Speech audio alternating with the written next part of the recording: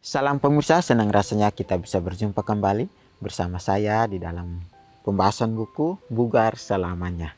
Biarlah kita masing-masing selalu bersyukur, bersukacita di dalam segala pekerjaan kita, di dalam kesehatan kita juga. Biarlah kita mau bersyukur atas semua berkat yang Tuhan berikan di dalam kehidupan kita. Pada saat ini kita akan masuk di dalam pembahasannya dengan judul Jangan tertipu oleh statistik. Ayat intinya terdapat dalam Amsal 12 ayat 15. Jalan orang bodoh lurus dalam anggapannya sendiri, tetapi siapa mendengarkan nasihat, ia bijak. Suami saya adalah ahli biostatistik di Universitas Loma Linda selama 27 tahun. Sebagai seorang peneliti yang menerapkan matematika pada data medis untuk menentukan faktor penting yang memengaruhi kesehatan. Sebagai seorang guru, dia menuntut murid-muridnya untuk membaca How to Live with Statistic. Karena tanpa melihat semua bukti-bukti dengan cermat, maka akan mudah untuk tertipu.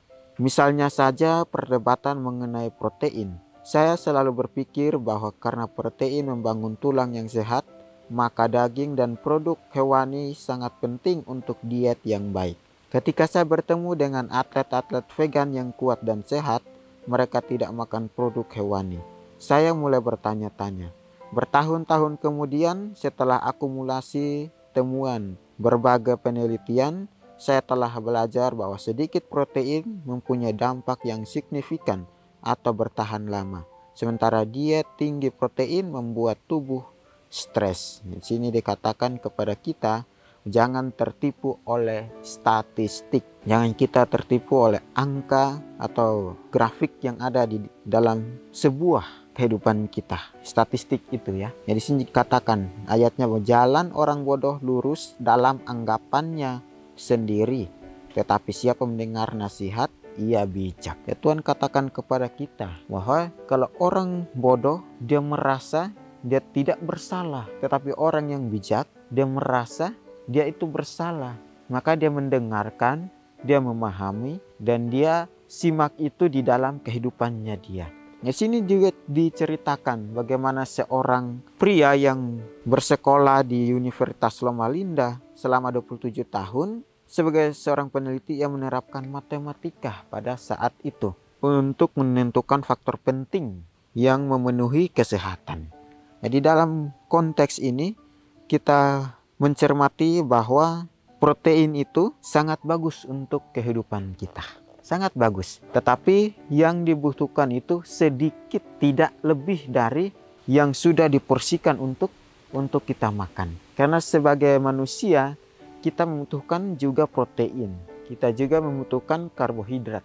Tetapi yang Tuhan sarankan kepada kita, jangan kita memakai akal kita sendiri. Untuk kita mau mencari konteks yang baru tentang protein dan karbohidrat ini. Tapi bagaimana kita mau mempelajari akan semua itu di dalam kehidupan kita. Ya, di sini dikatakan bahwa sebagai seorang guru dia menuntut murid-muridnya untuk membaca How to Live with Statistic karena tanpa melihat semua bukti-bukti ya dengan cermat maka akan mudah untuk tertipu.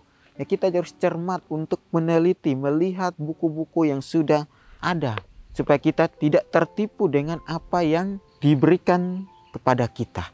Kita harus mempelajari itu. Kita harus melihat semua bukti-bukti itu. Jangan kita selalu dibodohi. Jangan selalu kita selalu mengikuti akan keinginan kita. Oh, saya tahu semuanya kok.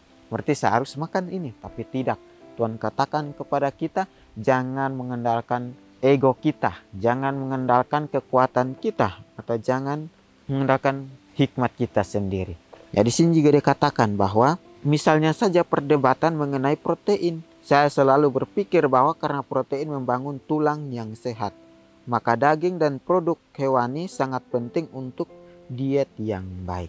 Seseorang mau melakukan akan diet itu bukan dengan dia memakan protein, daging sapi atau lain sebagainya, tapi bagaimana dia mau mencari yang sederhana. Karena protein, diet yang tinggi itu akan memengaruhi dampak ginjal kita, akan memengaruhi kesehatan tubuh kita. Tapi bila mana kita mau diet dengan cara kita mau makan sayur-sayuran, buah-buahan yang hijau-hijau, ya itu dapat membuat tubuh kita segar. Walaupun kita membutuhkan protein sedikit, antara 9 gram atau 4 sampai 5 gram. Ya kita membutuhkan itu, tapi tidak lebih dari itu. Kita membutuhkan sekitar 12 sampai 15% protein atau karbohidrat itu. Tidak lebih dari 12 sampai 15% itu. Yang selanjutnya apa, saudara-saudara? Itu ya makanan sayur-sayuran, buah-buahan, umbi-umbian, ya itu yang harus kita makan setiap hari kalau kita mau diet. Di sini dikatakan kepada kita bahwa maka daging dan produk hewani sangat penting untuk diet yang baik. Itu tidak baik saat kita memakan akan daging dan produk hewani untuk diet. Di sini juga dikatakan bahwa karena ketika saya bertemu dengan atlet-atlet yang vegan, yang kuat dan sehat, saya mulai bertanya-tanya. Bertahun-tahun kemudian setelah akumulasi temuan berbagai penelitian, saya telah belajar bahwa sedikit protein mempunyai dampak yang signifikan atau bertahan lama. Sementara diet tinggi protein membuat tubuh stres. Di sini sudah jelas dikatakan bahwa sedikit protein mempunyai dampak yang signifikan dan bertahan lama. Kalau kita mau diet yang tinggi protein, yang membuat tubuh kita stres, membuat tubuh kita beranjak di dalam suatu emosional yang kita orang-orang percaya, yang Tuhan sudah berikan kita hikmat, Tuhan sudah memberikan kita kepercayaan untuk kita belajar. Ya Tuhan memberikan kita hikmat untuk kita bisa pakai itu. Jangan kita selalu mengandalkan akan hikmat kita sendiri. Memakai hikmat kita sendiri, maka kita sama seperti orang yang bodoh. Disangka jalannya lurus tetapi tidak lurus. Itu akan bertentangan dengan apa yang Tuhan katakan. Di sini juga dikatakan bahwa orang-orang berkata, kita membutuhkan banyak daging karena daging membangun otot-otot dan memberi kita energi, dan sayuran tidak mengandung protein apapun. Faktanya adalah protein dari daging tidak langsung ke otot. Tubuh kita memprosesnya dengan cara yang sama terhadap semua makanan, dan sebagian besar sayuran mengandung sejumlah protein. Jadi jika Anda memakan beragam sayuran setiap hari, Anda tidak akan kesulitan mendapatkan protein. Sedangkan untuk energi, karbohidrat merupakan sumber energi tubuh yang paling efisien, bukan protein. Jadi sini katakan kepada kita bahwa kita membutuhkan banyak daging karena membangun otot-otot dan memberi kita energi. Tapi di sini katakan dan sayuran tidak mengandung protein apapun. Tapi sebaliknya bahwa protein dari daging tidak langsung ke otot. Dia akan memprosesnya dulu, tetapi tubuh kita memprosesnya dengan cara yang sama terhadap semua makanan. Dan sebagian besar sayuran mengandung sejumlah protein. Ya, semua sayuran, jika kita memakan sayur-sayuran yang berbeda-beda, maka itu akan ada proteinnya dan juga ada karbohidratnya di dalam tubuh kita. Ya bukan dari daging, bukan. Di sini sudah jelaskan menerangkan kepada kita. Ya mungkin di luar sana mereka berpikir seperti itu, tetapi yang Tuhan firmankan kepada kita bahwa sejumlah sayuran mengandung sejumlah protein. Jadi jika Anda memakan beragam sayuran setiap hari, Anda tidak akan kesulitan mendapatkan protein. Sedangkan untuk energi, karbohidrat merupakan sumber energi tubuh yang paling efisien, bukan protein. Dari sini dikatakan, bukan protein yang memberikan kita karbohidrat, tetapi melalui sayur-sayuran itu. Yang efisien ialah kita memakan sayur-sayuran itu. Dengan sejumlah beragam sayur-sayuran kita mau konsumsi, maka begitu banyak kita mendapatkan karbohidrat dan protein, dibanding kita memakan daging sapi atau daging yang lain. Karena itu akan mengakibatkan kita penyakit ginjal. Dari sini juga dikatakan kepada kita bahwa baiklah bantah orang-orang. Setidaknya diet tinggi protein adalah cara terbaik untuk menurunkan berat badan. Ada penelitian yang menunjukkan orang-orang yang berat badannya turun secara drastis dengan diet tinggi protein atau rendah karbohidrat. Namun apakah ini cara terbaik untuk menurunkan berat badan? Kurang tepat. Jadi sini dikatakan kurang tepat jika kita mau menurunkan badan dengan kita makan daging-daging atau kita memproduksi daging dan produk hewani yang lainnya. Tetapi di sini dikatakan kita harus memakan beragam sayuran. Jadi inilah faktanya. Protein tidak dapat membakar lemak seperti yang diklaim beberapa orang. Selain itu, protein memiliki jumlah kalori yang sama dengan karbohidrat. 4 kalori setiap gramnya. Dan banyak protein seperti daging sapi memiliki kandungan lemak yang tinggi, yaitu 9 kalori per gram. Karena pola makan tinggi, protein tidak seimbang, hal ini dapat membebani ginjal.